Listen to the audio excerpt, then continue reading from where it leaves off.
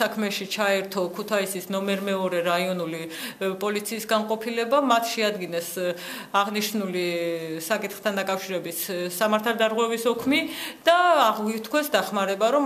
პრევენციული ღონისძიებები იქნება გატარებული და იმ ვადებში, ვიდრე ჩვენ ამ ოფისში ვართ და მოგეხსენებათ ხელშეკრულების ვადა გახლავთ 2013 წლის 15 სექტემბრის ჩათვლით, დაცული იქნება ჩვენი ფიზიკური, ტექნიკური და პროფესიული უსაფრთხოება. პირადად ამ ოჯახის მფლობელებს და ჩვენს მეიჯარეებს არანაირი საყოფაცხოვრებო ტიპის პრობლემა ჩვენთან არ ქონიათ, როგორც მოიჯარეებთან. ერთადერთი თემა გახდა აქტუალური მას შემდეგ, რაც ჩემი საეთერო ჩართვა განხორციელდა მეცხრე არხზე და სწორედ ამიტომ პოლიტიკური კუთხით მათ მოითხოვეს ჩემი